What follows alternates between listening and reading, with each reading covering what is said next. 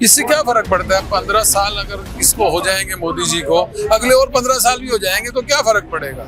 सवाल मोदी के रहने और ना रहने का नहीं है, सवाल देश की व्यवस्था के रहने का है, सवाल देश के रहने का है, सवाल देश की चुनाव आयोग की विश्वसनीयता के रहने का है। किया गया है और ये जो SIR है, SIR के पीछे एक जो मौजूदा सरकार है, जो NDA की सरकार है, उसकी एक बहुत बड़ी साजिश है। मजदूरी हमारा कमजोर होगा, उसकी जेब में पैसा नहीं होगा, क्रय शक्ति नहीं होगी, कहाँ से अर्थव्यवस्था बढ़ेगी।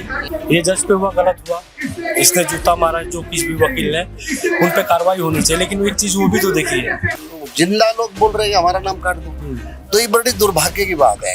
7 अक्टूबर को सुप्रीम कोर्ट ने चुनाव आयोग पर बड़ी टिप्पणी की और कहा कि आपको पारदर्शिता बरतने के लिए कहा गया है, उसको बरतिए। सुप्रीम कोर्ट की टिप्पणी SIR का जो मुद्दा लगातार गरमाया हुआ है उस पर हुई।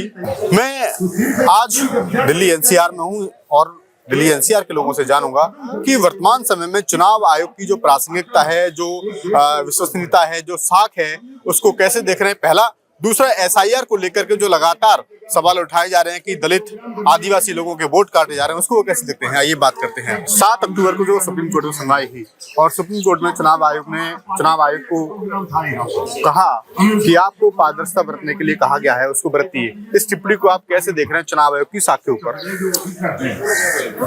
मुझे लगता है कि जब से SIR का केस सुप्रीम कोर्ट में गया है, लगातार सुप्रीम कोर्ट ने उस प्रक्रिया पे सवाल उठाए। पहले उन्होंने एडवाइजरी जारी की और बाद में उनको आदेश जारी करने पड़े। इससे आप अंदाजा लगा सकते हैं कि चुनाव आयोग सुप्रीम कोर्ट का कितना सम्मान करता है। और चुनाव आयोग पता नहीं करता है या नहीं करता है, लेकिन इससे ये भी पता चलता है कि चुनाव आयोग के ऊपर कितना दबाव है बाहरी ताकतों का।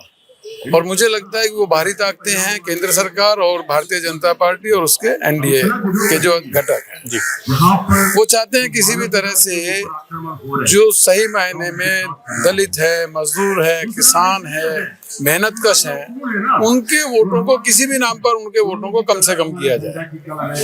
क्योंकि बिहार का चुनाव उनके सामने था और उन्हें ये मालूम था कि बिहार चुनाव में इस बार जो है ना पासा पलटेगा, तो वो पहले से उनको अंदेशा था, तो पहले से वो तैयारी में लग गया। तो चुनाव आयोग को जो एक स्वतंत्र संस्था है कहने के लिए, उसे दिखना भी चाहिए कि वो स्वतंत्र है, वो उसमें फेल हुआ है। तो चुनाव आयोग की साख पे बहुत ज्यादा असर पड़ा है और भविष्य में अभी उम्मीद भी नहीं है कि चुनाव आयोग जो है उसकी साख, अपनी साख के प्रति चुनाव आयोग चिंतित है, वो ऐसा मुझे लगता नहीं। रिपोर्टर्स कलेक्टिव की एक रिपोर्ट आई है, उस रिपोर्ट में कहा गया कि अभी भी 1,30,00,000 वोटर ऐसे हैं जिनके पते संदिग्ध हैं, 2 लाख वोटर्स का पता ही नहीं है और उसके साथ 6,000 वोटर ऐसे हैं जिनका जेंडर भी कुछ नहीं लिखा गया।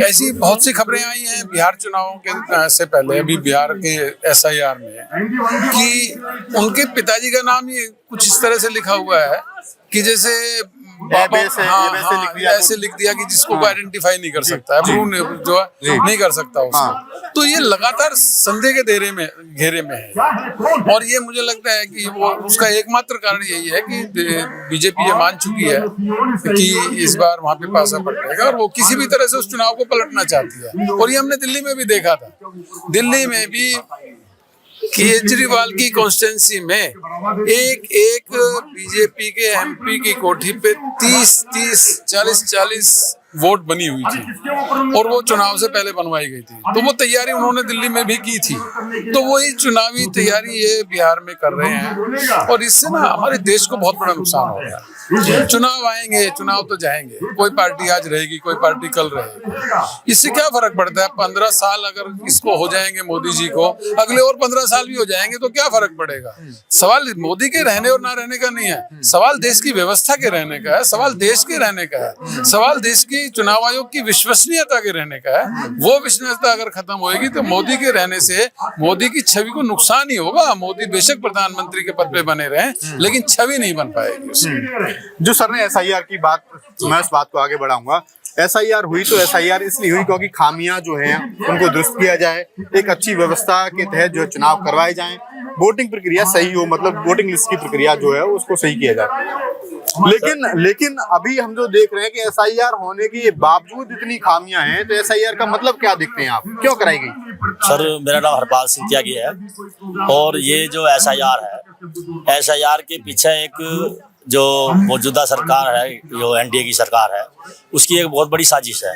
साजिश क्या है? साजिश ये है कि वो एसआईआर का बहाना बना के और घुसपैठियों का बहाना बना करके कि घुसपैठिया आ गए, घुसपैठिया बहुत आ गए, वोट बनवा लिए, तो इसको घुसपैठियों के बहाने से एसआईआर को लागू करके और जो ये जो इनका नमूना है, इस नमूने को पूरे देश के अंदर इसको, ये अगर यहाँ कामयाब होते हैं तो पूरे देश के अंदर इसको लागू करेंगे। और मूल सवाल ये है, जो असली जो बुनियादी सवाल है, 20 साल से एनडीए की सरकार बिहार में चल रही है, तो उसकी जिम्मेवारी किसकी है? कहाँ से घुसपैठिया आएंगे? कोई घुसपैठिया नहीं है। इनका जो इन्होंने अपना एक जो इनके पन्ना प्रमुख है, उनके द्वारा जो जातिगत नीतिगत तरीके से जो इन्होंने अपना आंकड़े वहाँ से जो आए हैं बड़े पैमाने पर, तो जो लोग इनको वोट नहीं देते हैं, बीजेपी की नीति से सहमत नहीं है, उनके वोटों को निशाना बना करके काटा जा रहा है एसआईआर का बहाना बना के। बाकी कुल मिला के ये है कि ये बहुत ही खतरनाक खेल है। जैसे कि अभी हमारे प्रधान जी ने बताया आपको कि चुनाव तो आएंगे जाएंगे, लेकिन देश तभी सुरक्षित रहेगा, जो मोदी जी कहते हैं ना, देश मजबूत हाथों में है, सुरक्षित हाथों में। जब लोकतंत्र कमजोर हो जाएगा, संविधान पर हमले हो जाएंगे, चीफ जस्टिस जैसे जज के ऊपर जूता फेंका जाएगा कोर्टों के अंदर, तो कैसे मान लेंगे उसको मजबूत हाथों में देश है? नहीं है मजबूत देश, मजबूत हाथों में देश नहीं है।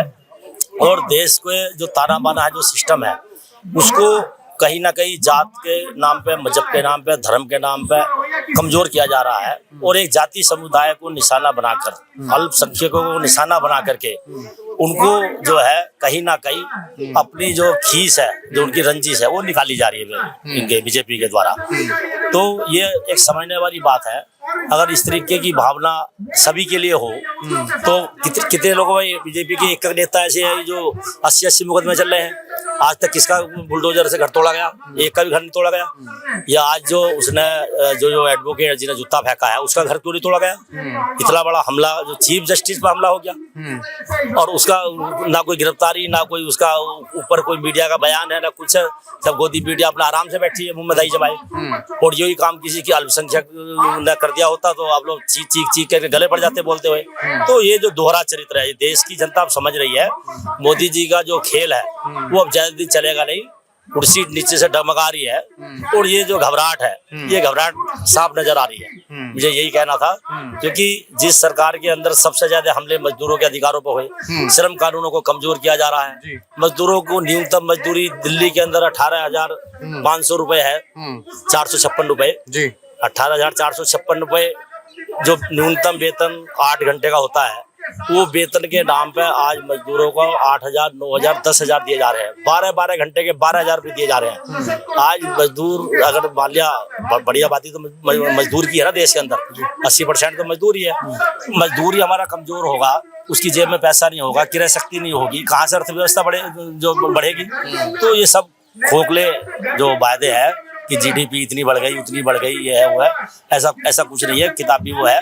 बाकी सरकारी आंकड़े बताते हैं कि 45 साल का जो बेरोजगारी का रिकॉर्ड वो टूट गया है, तो उसको जो है ये लोग उसको मतलब कबूल नहीं कर रहे हैं, और जो है एक खोखले नारे देकर जात पात के नाम पे, भड़काने के नाम पे, ताकि मजदूरों की शक्ति, किसानों की शक्ति एक होकर के कहीं संघर्षरत रास्ते पे, आंदोलन के संग्राम के रास्ते पर ना आ जाए। इसलिए इनको वोट डालो, राज करो, अंग्रेजों वाली नीति पर चल रहे हैं, जो देश के लिए बहुत खतरनाक है। प्रधानमंत्री नरेंद्र मोदी भी लगातार रोजगार की बात करते रहते हैं। पहले उन्होंने जब इलेक्शन हो रहे थे 2014, 15, 16 में, तब उन्होंने कहा था कि 2 करोड़ रोजगार हर साल हमारी सरकार देगी। अभी लाल किले से कहा कि 3.5 करोड़ रोजगार हमारी सरकार देगी। तो रोजगार की स्थिति पर आप देश में कैसे देख रहे हैं? ये सरकार कितनी फेल हुई, कितनी पास हुई? देखिए, और नौकरी अलग चीज है। पहले के जो लोग थे उनके मेंटालिटी में थी कि जो नौकरी है वही रोजगार है।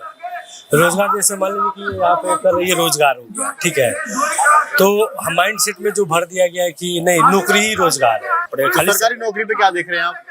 सरकारी नौकरी के मोर्चे पे? देखिए सर, सरकारी नौकरी के मोर्चे पे जो सीट है वो तो मिलेगा। आबादी बढ़ रही है, कंपटीशन ही हो रहा है, सीटें भी बढ़ रही हैं, तो जो पढ़ा उसको तो मिलेगा। हाँ। मैं यहाँ पे एक आपसे काउंटर सवाल करूंगा। आपने कहा जो पढ़ा है उसको मिलेगा, लेकिन हम देख रहे हैं कि यही जंतर मंतर अभी 1 महीने पहले साक्षी बना। एसएससी के हजारों विद्यार्थी यहाँ पे आए, फिर रामलीला मैदान के यहाँ पे लाठीचार्ज भी हुआ, और उनकी ये शिकायतें हैं कि जैसे तैसे तो सरकार वैकेंसी लेकर के आती है, लेकिन आप सब सेंटर पे पहुंचे हैं तो आपका जो सिस्टम है वो हैंग कर जा रहा है, माउस हैंग कर जा रहा है, वहाँ पर बॉडी गार्ड्स लगा रखे हैं। सर कैसे देख रहे हैं? सर देखिए, जो सिस्टम करप्ट है पहले से, उसको चेंज करने में टाइम तो लगेगा। ये हुआ, ये गलत बात है। जो भी है छात्र 2 साल 4 साल 5 साल से तैयारी करे, जब उसका परीक्षा का टाइम होगा तो लीक हो गया, ये हो गया, ये तो खैर गलत है। और इसको सरकार को इस पे संज्ञान लेना चाहिए, और सरकार शायद संज्ञान भी ली है इस पे। और इसमें जो अंदर तक लोग हैं उनको सबसे पहले निकाल के बाहर फेंके, जो करप्ट लोग।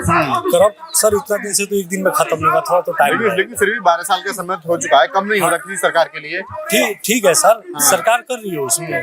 जो सरकार है गलत है तो सरकार से ही पूछेंगे ना। बिल्कुल सही बात है। मान लिया केंद्र में अगर मोदी है तो मोदी से नहीं पूछेंगे तो किससे पूछेंगे? कौन सा ऐसा क्षेत्र है जिसमें सरकार को भी काम करने की जरूरत है, जो आप देखते हैं?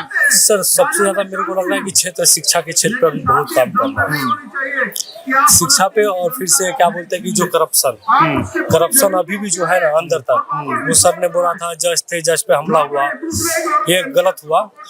एक इलाहाबाद के जज थे, उनके घर पे नोटों का बंडल पकड़ा। यशवंत वर्मा। हाँ, यशवंत वर्मा आज भी वो प्रैक्टिस कर रहे हैं वहाँ पे, है ना।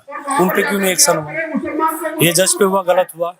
इसने जूता मारा जो किसी भी वकील ने, उन पे कार्रवाई होनी चाहिए। लेकिन एक चीज वो भी तो देखिए, तो दोनों जगह ये करना पड़ेगा सरकार को, इस पे एक्शन लेना चाहिए। जो भ्रष्ट है उनको भी, नोट का बंडल कहाँ से आया, क्यों आया, न्यायाधीश है ना लोगों का, तो ये है, ये न्यायाधीश के ऊपर चप्पल चल गया, क्यों चल गया, इस पे क्या है।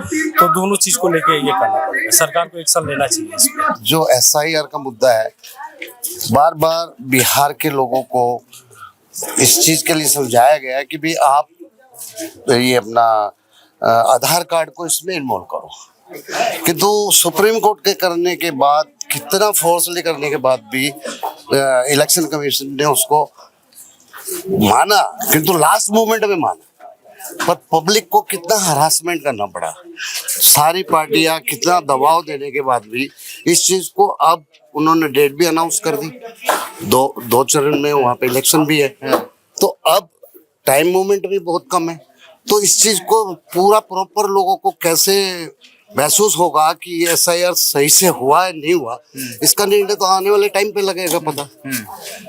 तो मेरा कहने का मतलब है कि कोई भी अगर चुनाव आयोग ने कोई फैसला लेना था तो उसका टाइम फ्रेम होना चाहिए था, पहले से होता, तब तो इस बात का आगे संक्षेप में लोगों को मालूम होता। एसआईआर की बात की, एसआईआर में अभी भी एक रिपोर्टर्स कलेक्टिव है, उसकी रिपोर्ट आई है। हाँ। उस रिपोर्ट में कि अभी भी 14,35,000 डुप्लीकेट वोटर हैं एसआईआर में, जो फाइनल किया है इन्होंने। हाँ जी, तो आप कैसे देख रहे हैं इस चीज को कि सारी चीजें हो चुकी, उसके बावजूद भी फर्जी वोट अभी बने? फर्जी वोट का मतलब तो अभी भी ये चल रहा है कि एसआईआर होने के बाद भी लोग सस्पेंस में हैं कि कुछ लोग मरे हुए भी दिखा दिए उसमें। हाँ, कि साहब मरे हुए हैं, हमारा नाम भी काट दो। जिंदा लोग बोल रहे हैं हमारा नाम काट दो। तो ये बड़ी दुर्भाग्य की बात है कि आज जो भी संस्थाएं हैं, पब्लिक मैंडेट से लेकर के चलना चाहिए। गणतंत्र राज्य है, संविधान के प्रति वफादारी होनी चाहिए, किंतु वफादारी कहाँ है? कहीं ना कहीं बायस नजर आता है चुनाव आयोग कि वो मनमाने ढंग से ना कि सुप्रीम कोर्ट का मानता है, ना किसी और पार्टियों की बात मानता है, अपने ढंग से, अपने एंगल से उस पर आगे बढ़ता जा रहा है। चुनाव आयोग की प्रतिष्ठा को आप कैसे देख रहे हैं, कितनी हानि होते हुए देख रहे हैं उसके साथ? ये दुर्भाग्यपूर्ण है भारत देश में, जबकि लोकतंत्र है, लोकतंत्र में हर चीज पारदर्शी होनी चाहिए। अब चुनाव आयोग अगर कोई प्रेस कॉन्फ्रेंस जब करनी चाहिए थी, जब करी नहीं, जब नहीं करनी थी तब उन्होंने पूरी डिटेल बता दिया। अब राहुल गांधी जी ने इतना डिटेल में उनको दिया, उनको कोई वो दिया नहीं चुनाव आयोग ने कि भाई हम डिजिटल डाटा आपको भी दे देते हैं। तो ये बड़ी एक गलत भाषा की बात है कि देश के अंदर कोई ऐसा आना चाहिए कि संविधान के अनुसार हम लोग काम कर रहे हैं। मुझे नहीं लगता कि संविधान की कोई मानना हो रही है।